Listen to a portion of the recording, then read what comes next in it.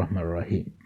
دوستو، 2017 میں پاکستان میں کی جانے والی مردم شماری کے مطابق مملکت خداداد کے کل آبادی قریباً 22 کروڑ تک تھی۔ یوں اگر دیکھا جائے تو پاکستان آبادی کے اعتبار سے دنیا کا 5واں بڑا ملک بنتا ہے۔ 2019 کی ایک رپورٹ کے مطابق پاکستان میں ایک عورت اوسطاً 3 سے زائد بچے جنتی ہے۔ اسی طرح شماریات کا ڈیٹا اکٹھا کرنے والی ویب سائٹ سٹیٹسٹا کے مطابق پاکستان میں نوزائیدہ بچوں میں شرح اموات 56 سے زیادہ ہے، یعنی ہر 1000 پیدا ہونے والے بچوں میں تقریباً 56 بچے پیدائش کے وقت ہی مختلف پیچیدگیوں کے باعث مر جاتے ہیں۔ نوزائیدہ بچوں میں اموات کی یہ شرح پورے جنوبی ایشیا کے ممالک میں سب سے زیادہ ہے۔ اس لحاظ سے پاکستان دنیا میں 25ویں نمبر پر ہے۔ اس سے اوپر کچھ افریقی ممالک ہیں۔ شرح اموات میں یہ اضافہ کئی وجوہات کی بنا پر ہے، جن میں کزن میرج، خواتین کے ساتھ معاشرے کا برتاؤ اور جنسی استحصال، بنیادی طبی سہولیات کا فقدان اور دیگر عوامل شامل ہیں۔ ہمارے عمومی رویے اس بات سے واقف ہیں کہ اس میں بنیادی طبی سہولیات کا فقدان ہے۔ ہمارے عمومی رویے اس بات کا مظہر ہیں کہ خواتین کو محض بچے پیدا کرنے کی مشین سمجھا جاتا ہے۔ معاشرے میں جنسی مسائل پر بات کرنا اقتدار کے خلاف سمجھا جاتا ہے، مگر حال یہ ہے کہ خرگوشوں کی طرح بچوں پر بچے پیدا ہو رہے ہیں۔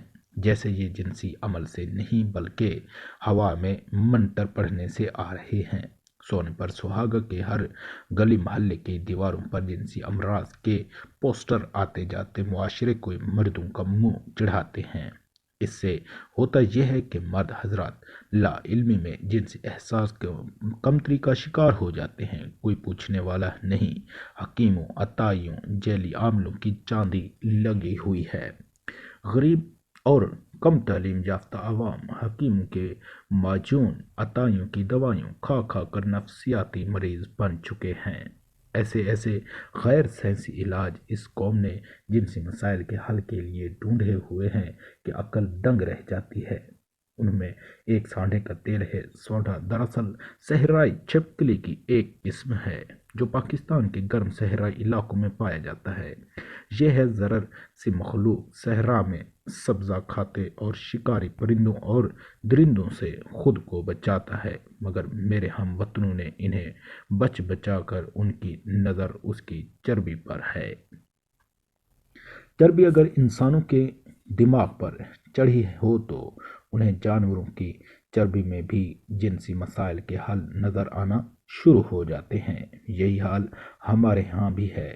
سانڈے کی چربی بھی دیگر جانوروں کی چربی کی طرح ہے، مگر اس خناس کیا کیا جائے جو بنا تحقیق و تصدیق کے اس بات پر مصر کرتا ہے کہ کہہ نہیں سکتے کہ اس سانڈے کی چربی میں کوئی جادوئی مردانہ طاقت ہے۔ آپ اندرون لاہور چلے جائیں، وہاں گلی کوچوں اور چوراہوں میں سانڈے کے تیل بیچنے والے مجمع لگا کر بیٹھے ہوں گے۔ سامنے مزور کے لیے کیے ہوئے سانڈے پڑے ہوتے ہیں، جن کی ان ظالموں نے کمر کی ہڈی توڑ کر رکھی ہوگی کہ وہ ہل بھی نہ سکیں۔ گاہک اپنے نفس کو مضبوط کرنے کی خواہش میں ان سے تازہ چربی پگھلوا کر ان کا تیل نکلوا کے اور شیشیوں میں بھر کر گھروں میں بیویوں پر تجربے کرنے پہنچ جائیں گے۔ حال یہ ہے کہ وطن عزیز میں سانڈے کی نسل ختم ہو رہی ہے، مگر جنسی مسائل ختم ہونے تک نہیں آتے۔ ضرورت اس امر کی ہے کہ عوام میں سائنسی شعور پیدا کیا جائے۔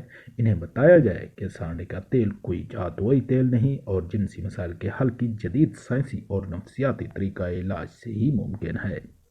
آپ اگر بنیادی بیالوجی پڑھ لیں تو شاید آپ کو معلوم ہو جائے گا کہ چربی بشمول انسانوں کے ہر جانور میں پائی جاتی ہے، جس کا بنیادی مقصد جانور کی بقا ہے، تاکہ خوراک کی کمی کی صورت میں جانور اس چربی کے اس ذخیرے کو استعمال کر کے زندہ رہ سکے۔